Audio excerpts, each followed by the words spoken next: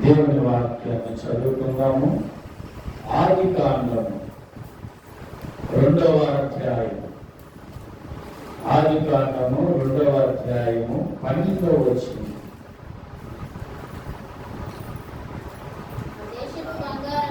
ఆ దేశపు బంగారము శ్రేష్టమైనది. ఆ దేశపు బంగారము శ్రేష్టమైనది. ఈరోజు మన అంశము శ్రేష్టమైనది. ఏంటిది? ఏది శ్రేష్టమని అక్కడ రాశాడంటే బంగారము. శ్రేష్టమైనది కదా బంగారం? శ్రేష్టమైనది. ఈరోజు చాలా రేటు పొందుతుంది బంగారం. అయితే దేవుని బిడ్డలమైన మనకు బంగారం కాదు శ్రేష్టమైనదిగా ఉండవలసింది. ఏది శ్రేష్టముగా మనకు ఉండాలో, మన జీవితాల్లో ఏది శ్రేష్టమైనదో ఈరోజు దేవుని వాక్యము ద్వారా కొన్ని విషయాలను విన్నాం. ఏది మనకు శ్రేష్టమైనదో జాగ్రత్తగా వినాలి. మరలా నేను మిమ్మల్ని అడుగుతాను, ఏది శ్రేష్టమైనది? చూడండి, దేవుని వాక్యము చదువుదాము. కీర్తనల గ్రంథము 84వ అధ్యాయం, 84వ అధ్యాయం 10వ వచనం. నీ ఆవరణములో ఒక్క దినము గడుపుట 1000 దినముల కంటే శ్రేష్టము. దేవుని స్తోత్రం. ఏది శ్రేష్టమంట? దేవుని ఆవరణములో, నీ ఆవరణములో ఒక దినము గడుపుట 1000 దినముల కన్నా ఇది మనకు శ్రేష్టమైనది. బంగారం కాదు మనకు శ్రేష్టమైనది. ఏది శ్రేష్టం? దేవుని మందిరములో ఒక దినము గడుపుట శ్రేష్టము. మందిరములో కూడా అనలేదు, మందిర ఆవరణము. ఎక్కడంట? ఆవరణం అంటే బయట. మందిరం బయట మాత్రమే నీకు చాలా గొప్ప ఆశీర్వాదం. అది ఎంతో శ్రేష్టమైనది. ఎందుకని? మందిరము ఆవరణంలో లేదా మందిరములో గడుపుట అంత శ్రేష్టమైనది అంటే, మందిరం అంటే కనబడే 4 గోడలలో మందిరం కాదు. ఇది పరిశుద్ధ ప్రదేశం. ఇక్కడ దేవుని యొక్క తేజో మహిమ ఉంటుంది. ఏముంటుంది? దేవుని యొక్క మహిమ ఉంటుంది మందిరములో. చూడండి, ఆ మాట చదువుతాం. దేవుని వాక్యమును సారి చదువుదాం. కీర్తనలు 26వ అధ్యాయము 8వ వచనం. 26:8. యెహోవా నీ నివాస మందిరమును, నీ తేజో మహిమ నిలుచు స్థలమును నేను ప్రేమించుచున్నాను. దేవుని స్తోత్రం. ఏముంటుంది అంటున్నాడు మందిరంలో? నీ తేజో మహిమ. దేవుని మహిమ ఎక్కడ ఉంటుందంటే మందిరంలో ఉంటుంది. అందుకని అన్నాడు, ఎక్కడ నీ ఉండటం శ్రేష్టమంట? దేవుని మందిర ఆవరణలో, దగ్గర గుమ్మం దగ్గర ఉండు. అక్కడ కూర్చో, రోజు కాసేపు వచ్చి. అది దేవుడిచ్చే ఆశీర్వాదం. కొంతమంది ఎక్కడెక్కడ కూర్చోడానికి ఇష్టపడుతున్నారు. వారిని నేను ఏం అంటలేదు, కానీ దానికన్నా శ్రేష్టమైనది దేవుని మందిర ఆవరణంలో ఒక దినము గడపడం. మందిరం లేదు అవ్వాలని అనుకోవద్దు. చాలా వయసు ఉన్న గుమ్మం దగ్గర కాసేపు కూర్చొని వెళ్ళాలి. అది ఆశీర్వాదం అంటున్నాడు. దేవుని స్తోత్రం. ఒక్క దినము గడుపుట 1000 దినాల కన్నా శ్రేష్టము. ఎందుకంటే దేవుడి మందిరంలో దేవుని తేజో మహిమ. పాత నిబంధనలో దేవుని మహిమ మందిరంలోనికి దిగి వస్తే అంట యాజకులు కూడా నిలవలేకపోయారు. ఎవరు? చూడండి, ఆ మాట చదువు.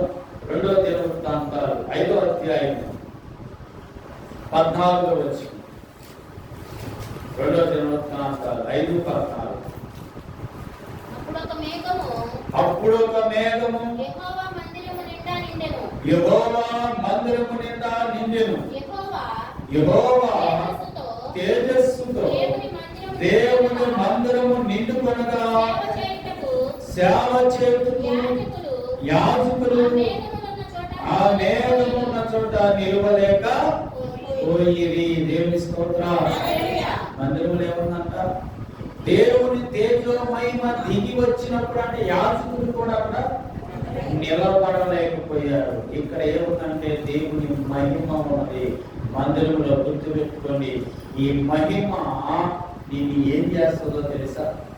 ఈ తేజో మహిమ నీ పట్ల ఎలాగా కార్యాలు జరిగిస్తుందో తెలుసా? ఒక 3 విషయాలు ఈ దేవుని తేజో మహిమ మన జీవితంలో ఏం చేస్తుందో 3 విషయాలు చెప్తా. చూడండి, కీర్తనల గ్రంథము 65వ అధ్యాయం. కీర్తనల గ్రంథము 65వ అధ్యాయం 4వ వచనం. నీ ఆవరణములో నివసించినట్లు నీవు ఏర్పరచుకొని చేర్చుకున్న వాడు ధన్యుడు. నీ పరిశుద్ధాలయము చేత నీ మందిరములోని మేలు చేత మేము తృప్తి పొందుదము. దేవుని స్తోత్రం. ఈ తేజో మహిమ ఈ మందిరములోనికి వచ్చిన వారందరికీ ఏం చేస్తుందంట? మేలు చేస్తుంది. ఏం చేస్తుంది? అందుకే దేవుని మందిర ఆవరణంలో ఉండండి. ఒక్క రోజన్నా ఉండండి, మీరు మేలు పొందుతారు. ఎక్కడెక్కడో కూర్చోడానికి ఇష్టపడుతున్నాం, ఏవేమో ఈ లోక ముచ్చట్లు ఎగడానికి ఆశపడుతున్నాం, కానీ వాటి వల్ల నాకు మేలేం జరుగుతా? మేలు జరగదు కదా. దానికి ప్రతిగా కీడు జరిగింది మనకు. కనుక ఎక్కడ నువ్వు ఉండటం మంచిదంటే దేవుని మందిర ఆవరణములో అక్కడ ఉండటాన్ని బట్టి దేవుని తేజో మహిమ నీ మీద ప్రకాశించి నీకు ఏమి కలగజేస్తుందంటే మేలు కలగజేస్తుంది. దేవుని స్తోత్రం. ఏం కలగజేస్తుంది? అందుకే శ్రేష్టం అన్నాడు. నువ్వు దేవుని మందిర ఆవరణంలో ఒక దినము గట్ట 1000 దినాల కన్నా శ్రేష్టమైనది అన్నాడు. అంటే ఇక్కడ నీకు మేలు కలిగింది, అందుకే ఇది శ్రేష్టమైనది. ఇంకా 2వ చూడండి, అదే కీర్తనల గ్రంథం 92వ అధ్యాయం 13వ వచనం. 92:13. యెహోవా మందిరములో నాటబడిన వారై వారు మన దేవుని ఆవరణములో వర్ధిల్లుదురు. దేవుని స్తోత్రం. ఎక్కడ వర్ధిల్లుతావు? ఇక్కడ దేవుని మందిర ఆవరణంలో ఉంటే వర్ధిల్లుతావు. అందుకే ఇది శ్రేష్టమైనది. నువ్వు వర్ధిల్లాలి అంటే ఎక్కడ ఉండాలంటున్నాడు?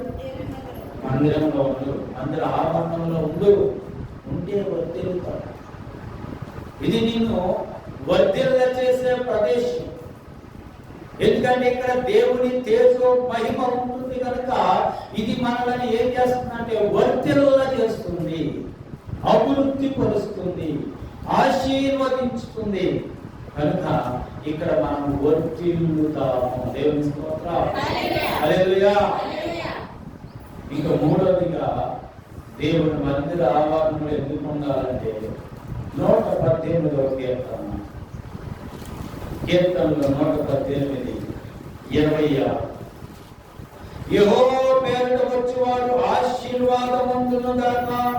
యెహోవా మందిరములో నుండి మిమ్మల్ని దీవించుచున్నాము. దేవుని స్తోత్రం. దేవుని దీవెన కూడా ఎక్కడ నుండి వచ్చిందంట? మందిరములోనికి వచ్చిన వారి మీదకే వస్తుంది దేవుని దీవెన. దేవుని ఆశీర్వాదం మందిరములోనికి వస్తుంది.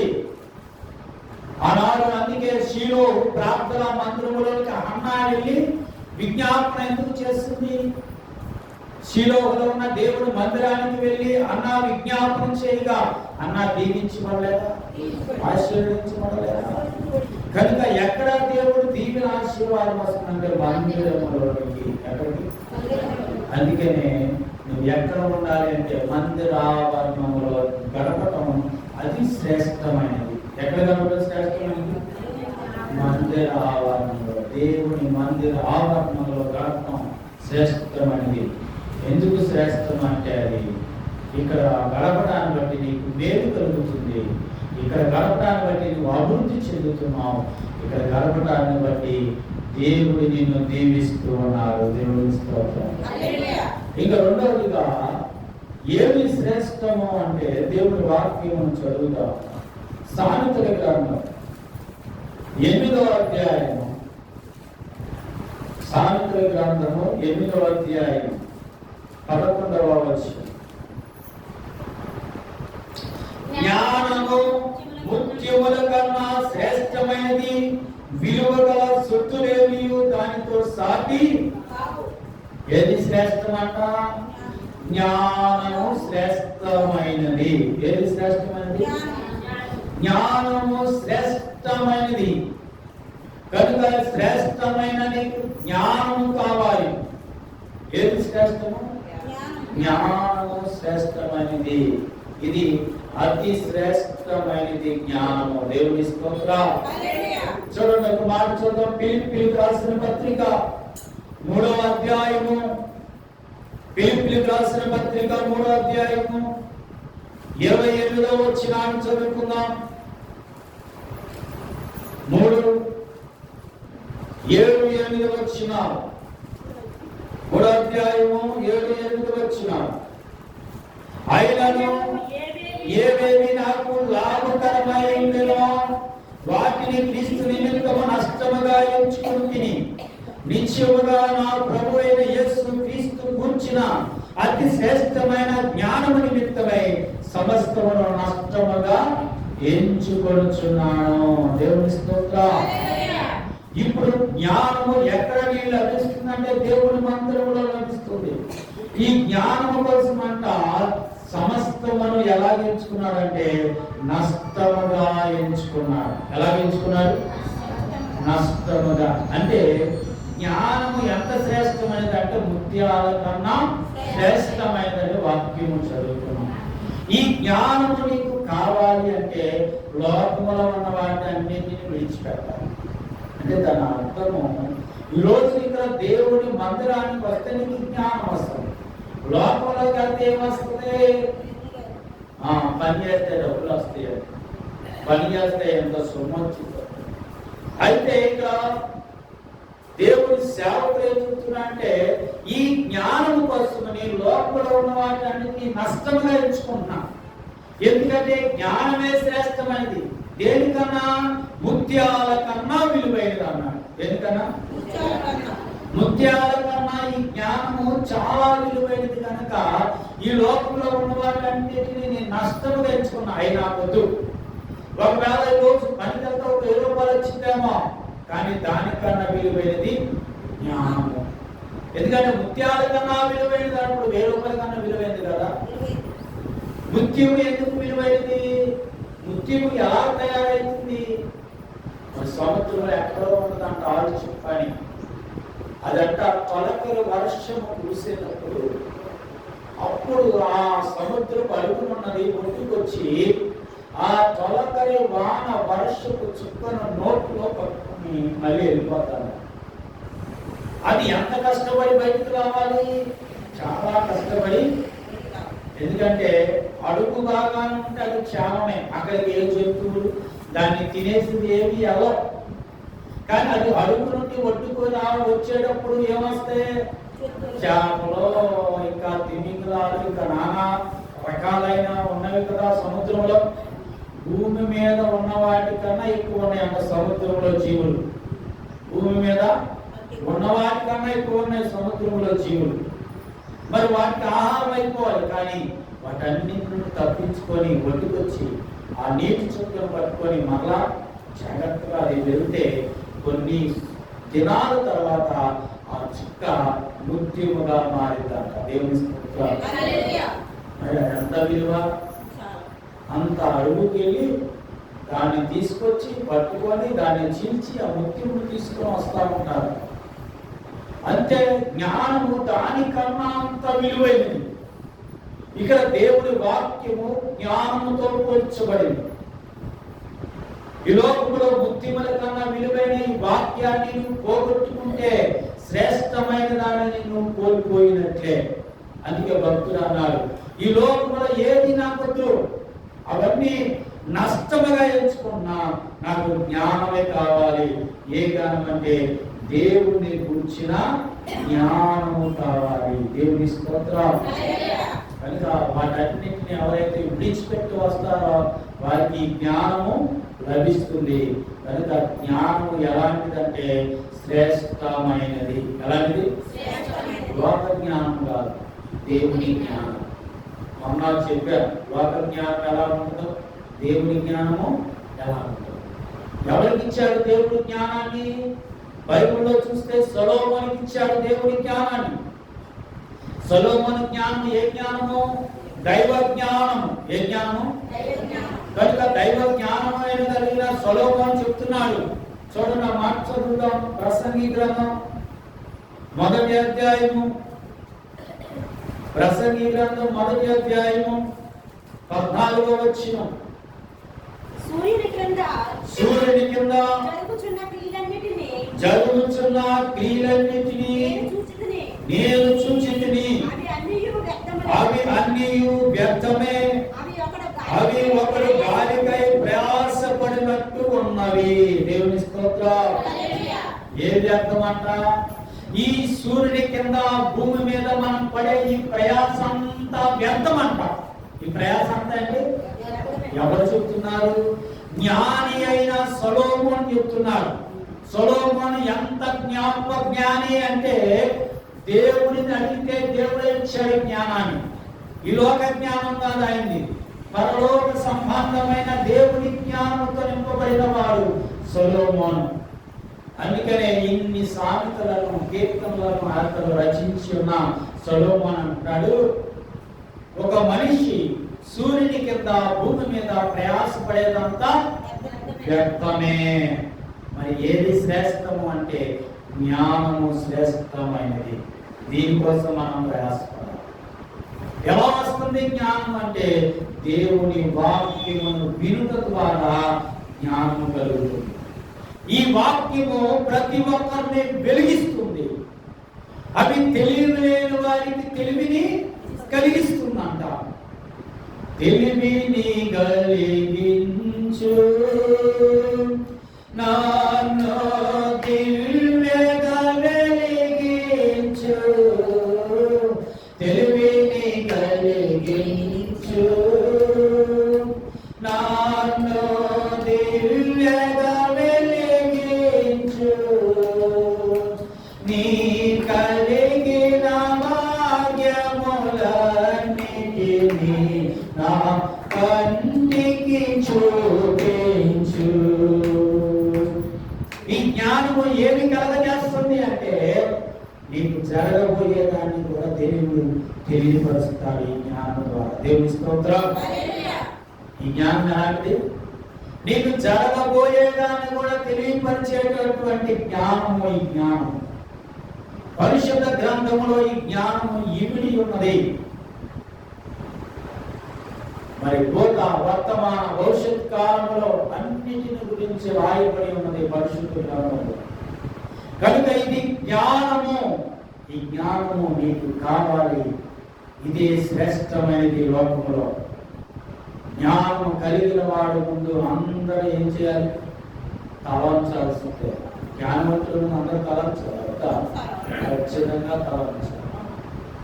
లోకంలో కావలసింది జ్ఞానం కలిగిన వారే కానీ డబ్బు కలిగిన వారు, పరమ కలిగిన వారు, లేదా ఇంకొకరు కాదు. లోకము కావాల్సింది జ్ఞానం కలిగిన వారు కావాలి. ఏం కావాలి? జ్ఞానం కలిగిన వారు.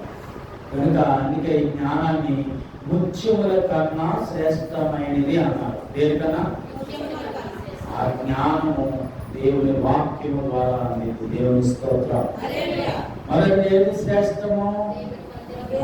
దేవుని మందిర ఆవరణములో గడుపుట శ్రేష్టం. రెండవది జ్ఞానము శ్రేష్టమైనది.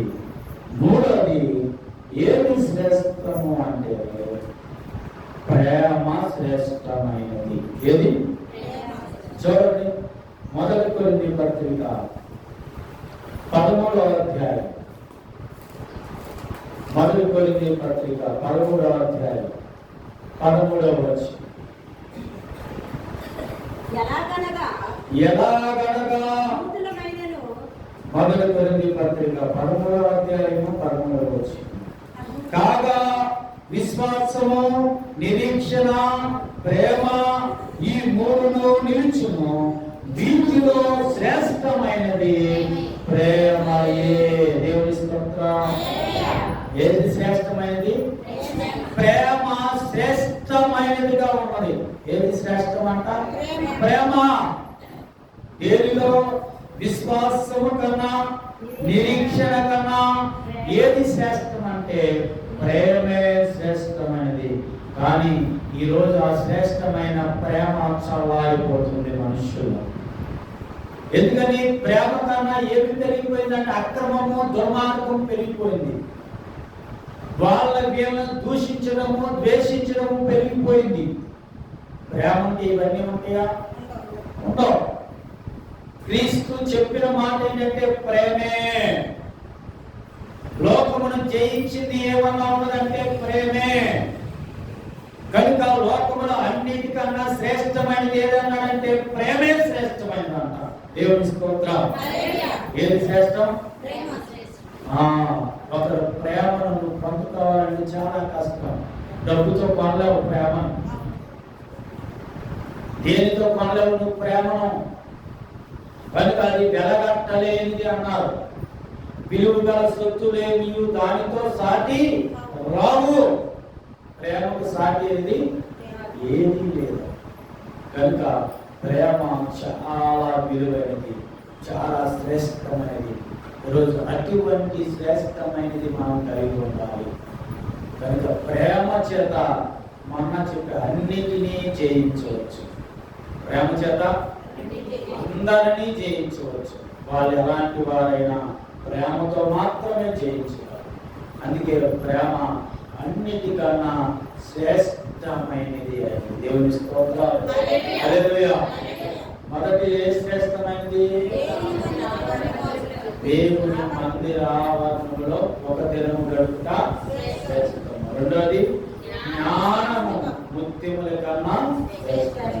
మూడోది ప్రేమ అన్నిటికన్నా శ్రేష్టం. ఇంకా నాలుగోది ఏది శ్రేష్టం అంటే అదే మొదటి కొరింథీ పత్రిక 12వ అధ్యాయము 31వ వచనం. కృపావరములలో శ్రేష్టమైన వాటిని ఆసక్తితో అపేక్షించుడి. ఏది శ్రేష్టం అన్నాడు అంటే కృపావరములు. ఏది? కృపావరములు. ఏంటి వరములు అంటే దేవుడు అనుగ్రహించే వరములు శ్రేష్టమైనవి అంట. ఈ కృపావరములు ఎక్కడి నుండి వస్తాయి అంటే దేవుని యొద్ద నుండి వస్తాయి. మానవులు ఎక్కడి నుండి? ఒక్కొక్కరు అంటారు వరాలు లేవు, ఏమీ లేవు, అన్ని అయిపోయినాయి. ఎప్పుడైపోయినాయి? యేసు ప్రభు వారితోనే అయిపోయినాయి అంట వరాలని. ఇప్పటికీ ఉన్నాయి, బైబిల్ బోధిస్తూ.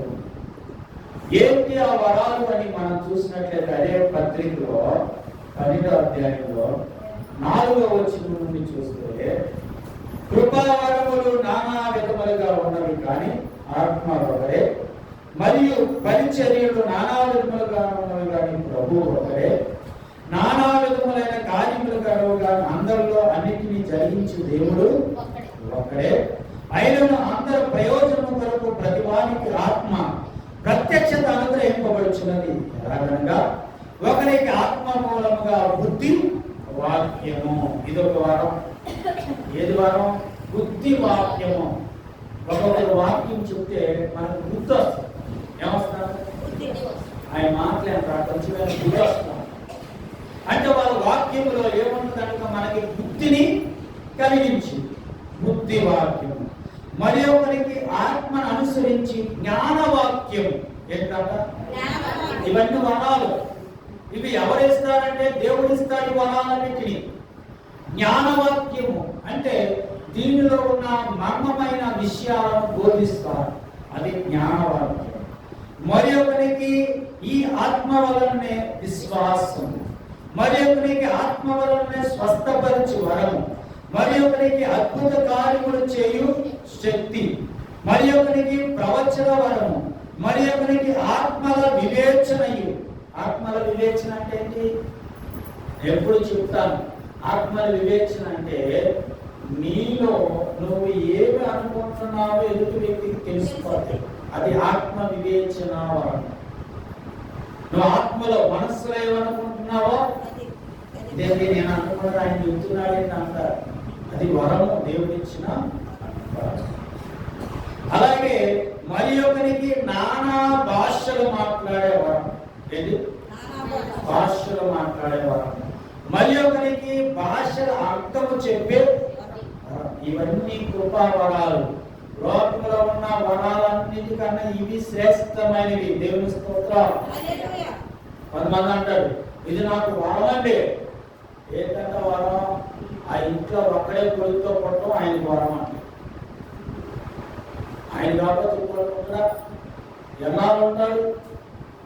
కొంతమంది ఇలాంటివి చెప్తూ ఉన్నారు. కానీ అది కాదు దేవుడు అనుగ్రహించే వరాలు అంటే ఇవి మాత్రమే కాదు.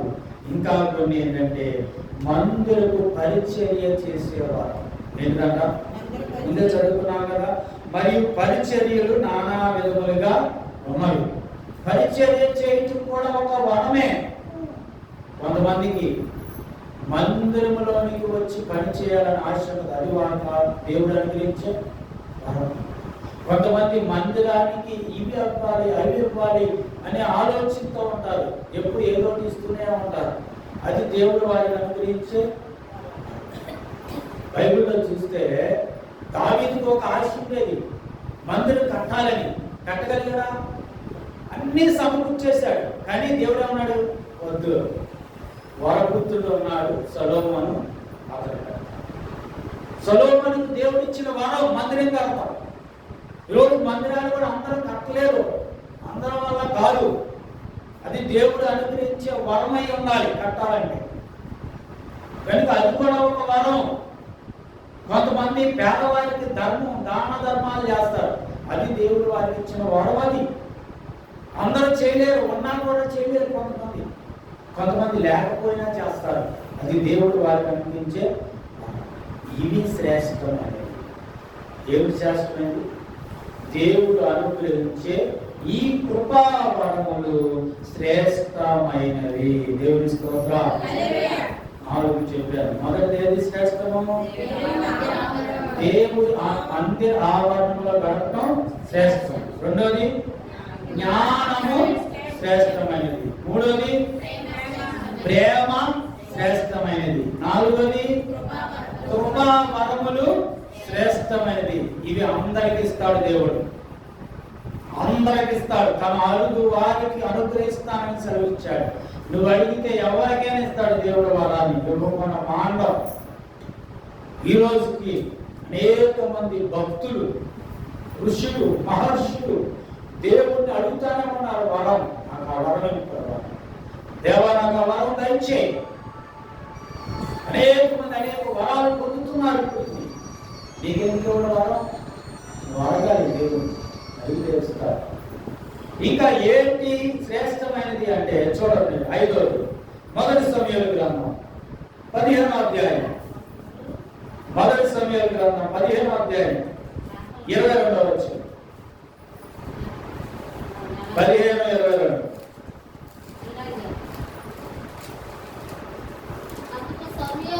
అందుకు సమూయేలు తాను సెలవిచ్చిన ఆజ్ఞను ఒకడు గైకొనుట వలన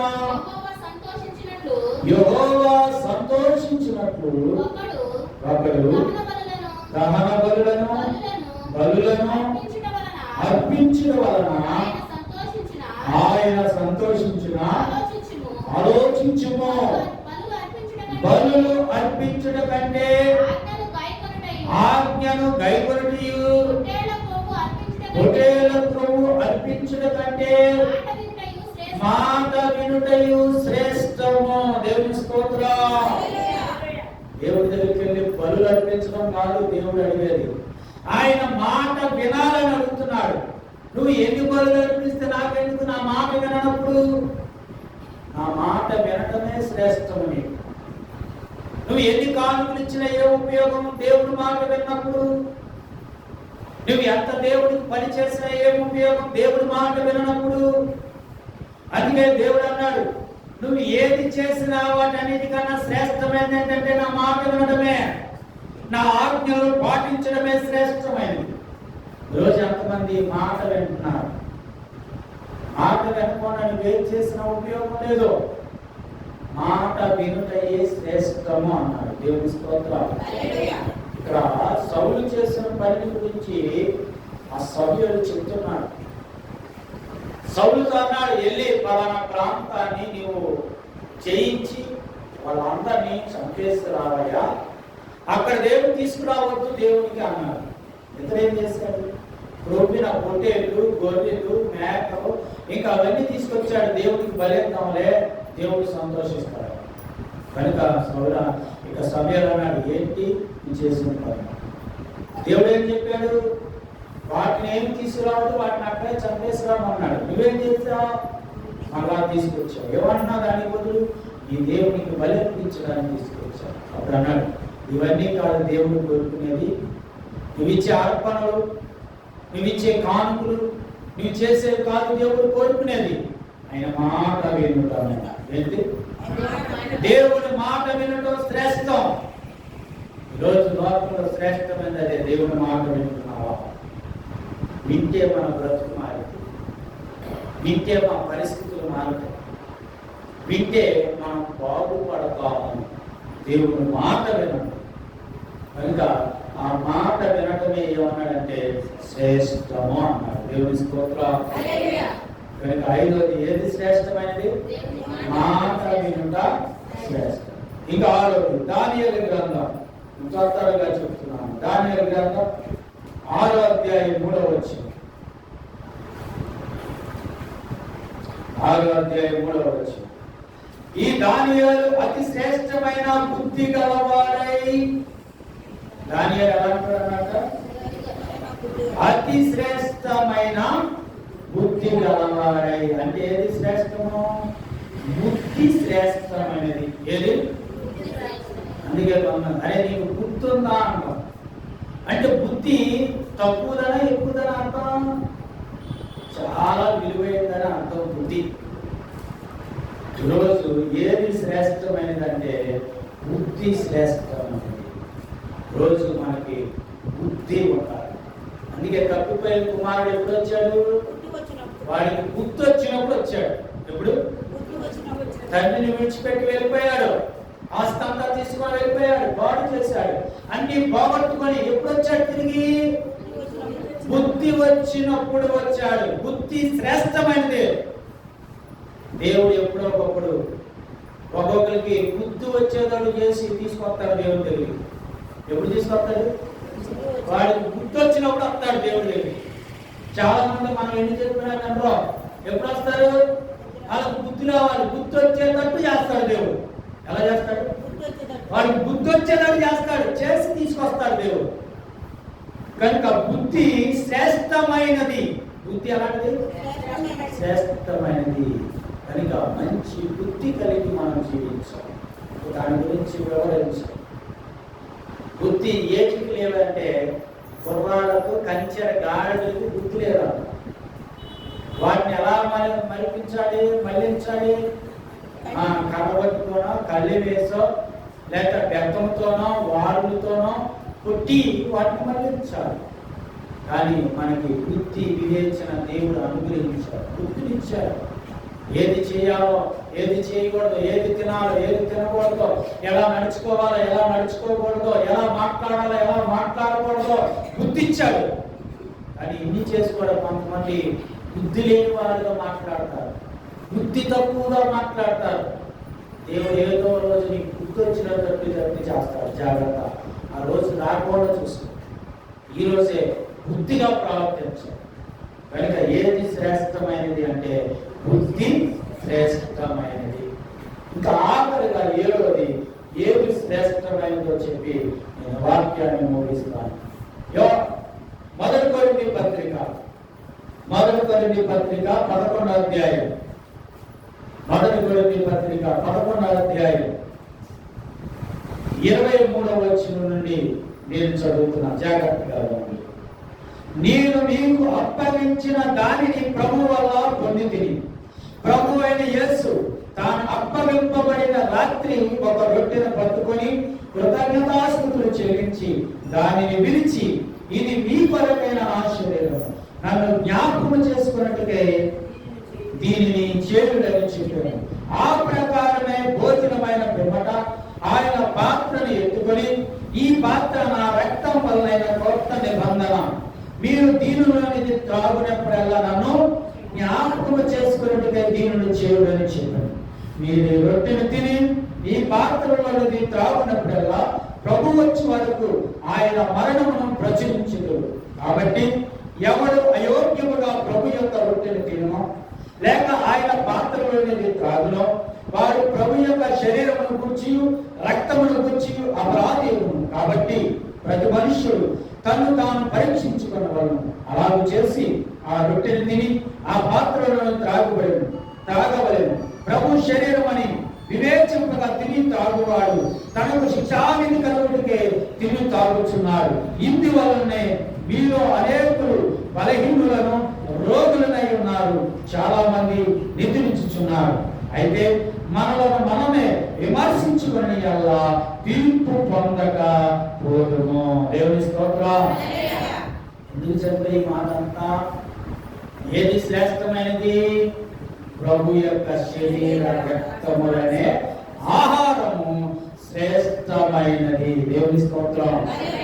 భూలోకంలో చాలా రకాలైన ఆహారాలు తింటాం, చాలా రకాలైన వంటలు తింటాం, చాలా రకాలైన కూరగాయలు తింటున్నాం, చాలా రకాలైన మాంసంలో రకాలు తింటున్నాం. వాటన్నిటికన్నా విలువైనది ప్రభు శరీరము, ప్రభు రక్తం అనే ఆహారం. దీనినే ప్రభు అన్నారంటే, ఇది పరలోకము నుండి దిగి వచ్చిన ఆహారము. మీ పితరులు అరణ్యములో మన్నా తినను చనిపోయారంట. మన్నా ఎక్కడి నుండి వచ్చింది? ఆకాశములో నుండి కురిసింది మన్నా అనే ఆహారం. దాన్ని తిన్నారు, దేవదూతల ఆహారం తిన్నారు, దాన్ని తిన్నవారు కూడా చనిపోయారు. కానీ దీనిని తినివాడు చెడిపోయిన మరలా బ్రతుకుతారు. దేవుని స్తోత్రం. అందుకే ప్రభు శరీరము, ప్రభు రక్తం అనే ఆహారము ఎలాంటిదంటే శ్రేష్టమైనది. దేవుని స్తోత్రం. దీన్ని ఎంత విలువ పెట్టి నువ్వు కొనలేవు. కొనగలవా? మన్నా కన్నా విలువైన ఆహారం ఇది. ఈ రోజులను ప్రతి వారం వండుకున్నాం, ఆ మాసం ఈ మాసం తెచ్చి వాటన్నిటికన్నా అసలు దేనితో సాటి రాదు ఈ ఆహారం. అవన్నీ తిన్నాను చనిపోతావు. నేను బ్రతికిస్తే మళ్ళా బ్రతికించవు. ఈరోజు ఎన్ని ఆహారాలు తింటున్నారు, ఎన్ని డ్రై ఫ్రూట్స్ తింటున్నారు, ఎన్ని జ్యూసులు తాగుతున్నారు, ఎన్ని రకాలైన ఆహారాలు తింటున్నారు. అవా శ్రేష్టమైనవి? శ్రేష్టమైనది ప్రభు శరీరం, ప్రభు రక్తమైన ఆహారం. ఇది తినివాడు మరలా బ్రతుకుతారంట. దేవుని స్తోత్రం. చూడండి, ఆ మాట చదువుతాం.